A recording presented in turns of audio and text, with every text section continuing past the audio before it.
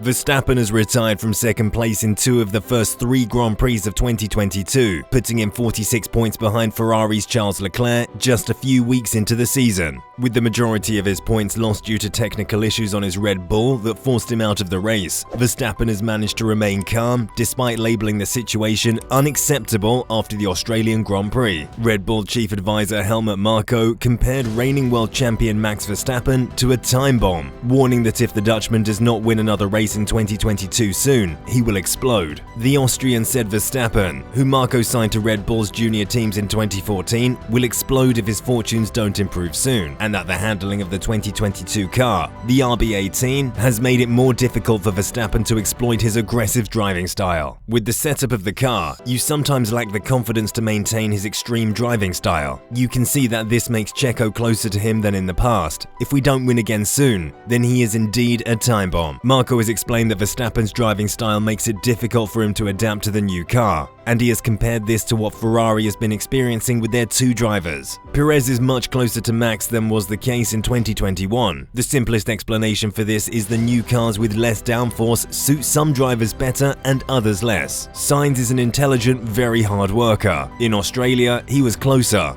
but then he was unlucky with the red flag and later with the steering wheel. Perez is very happy with the setup of the car. Max finds it even harder. He hasn't found the right balance yet, and therefore doesn't have the fullest confidence in the car. His aggressive driving style doesn't quite go together with the new cars. Marko also mentioned that the Dutchman's teammate Sergio Perez, who beat Verstappen to pole in Saudi Arabia, has added to the pressure he is under. The Mexican also finished second in Melbourne, and he is now 4th in the driver's standings, 5 points ahead of Verstappen. He is a lot calmer. After his retirement, he returned to the pit box and we discussed things calmly. However, in this case, we knew we could run into that problem because we also had to deal with that in qualifying, so it didn't come out of the blue in that regard. He is an emotional and passionate driver who will always give his opinion, but in my view, he is a lot calmer than in the past. When asked how Red Bull is working to keep Verstappen motivated after such a rocky start to his title defense, Marko says the team has been showing him the context of 2 retirements over such a long season. His youthful age is predestined for impatience. I told him we still have 20 races left, with over 500 points up for grabs with sprint races and fastest laps.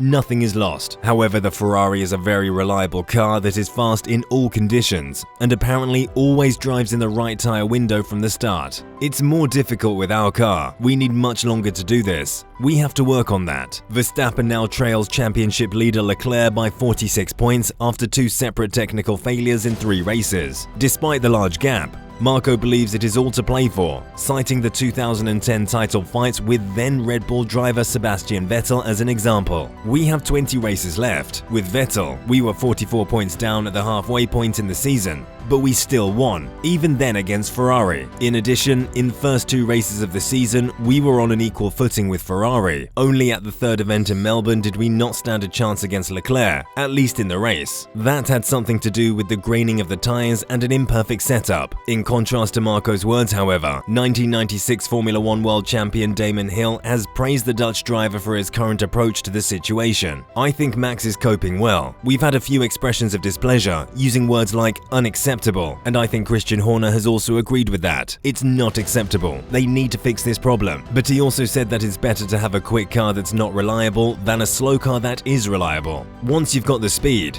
you can work on all the other bits, so they will be working furiously to fix that. But it's been very costly, you have to say. Meanwhile, the Ferrari is just going round and round like a metronome. While Hill's title defense in 1997 was in an uncompetitive Arrows, he explained that he would not have handled the situation as well as Verstappen had he been in a car capable of fighting for the championship. When asked how he would have handled the media pressure and scrutiny if he had been in Verstappen's position, Hill replied, "Well, there wasn't the media pen. It was much easier in my day. We had a press conference. Then, after the race, the journalists would come around to the motorhome and ask a few questions. You got on your plane and went home. They work so hard. They are constantly bombarded the moment they get out of the car. I don't know how they cope. Honestly, these drivers today." Hill went on to say that he probably wouldn't have been able to control his temper in the same way that drivers do today. It's just relentless, the interviews and stuff. I wouldn't be able to cope very well. I would probably drop a few clangers and say, "I'm really bleep bleep bleep." They ask, "How do you feel?" You can't say, "I'm being philosophical about it." No, it's really not a good time to talk to them.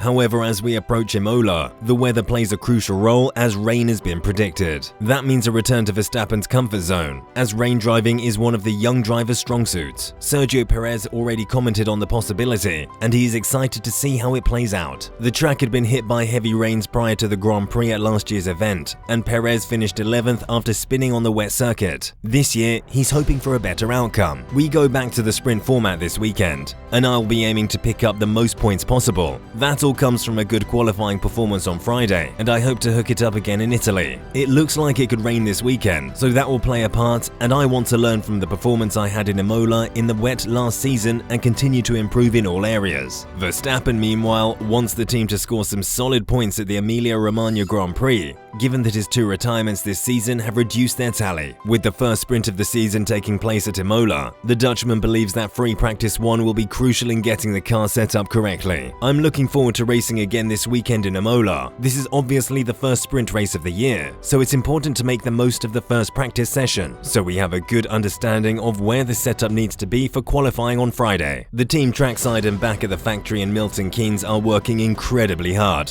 Hopefully we'll have a straightforward weekend and that we score some good points as a team. For now, we'll take it race by race and we'll see where we end up. Max Verstappen and Charles Leclerc will go toe-to-toe at the Emilia-Romagna Grand Prix this weekend. However, the two have been warned about 2 potential issues at the Emilia-Romagna Grand Prix. Pirelli boss Mario Isola anticipates some issues with the track and believes Verstappen and Leclerc will struggle with a lack of overtaking opportunities this weekend, as well as unknowns with their tyre setup. The changes to the cars have encouraged closer racing on the track, but Isola is skeptical that there will be much overtaking at the race in Italy this weekend. In addition, he believes that every team will have to start from scratch when developing a race strategy. Imola is an old-style and challenging track. Overtaking can be difficult, also because the circuit is quite narrow in some points, so a strategy designed to avoid traffic is likely. The teams here start from scratch in terms of tyre knowledge, both because the compounds are completely different this year and because the 2021 race was run on wet tyres before the long red flag interruption. In general, Imola is an average severe track for tyres, plus it is used quite often. This means that we could see the track evolve slightly less than on other circuits, as it is already well rubberized from the start. Last month, the first round of the GT World Challenge, for which Pirelli is the exclusive supplier, was held at Imola, which gave us the chance to gather some useful data. These are just some of the factors that the teams will have to take into account when choosing the tyres for the first sprint race of the year. Verstappen and Leclerc are expected to challenge at the front once more, with the Dutchman hoping that Red Bull's reliability issues have passed them by. The Monegasque driver has a healthy lead at the top of the Drivers' Championship, having scored nearly the maximum number of points thus far. In Italy, Ferrari will be expected to finish on top of the podium in the first of 2 home races this season. Thank you for your time. If you liked the video, please consider liking, subscribing, and clicking the bell button to be notified of future uploads. What are your predictions for the Emilia-Romagna Grand Prix? Will rain play a big part in this race? How well do you believe Max Verstappen is handling the pressures of the new title fight? Is he on the verge of collapsing? Please share your thoughts in the comments below, and we'll see you later on F1 Zone.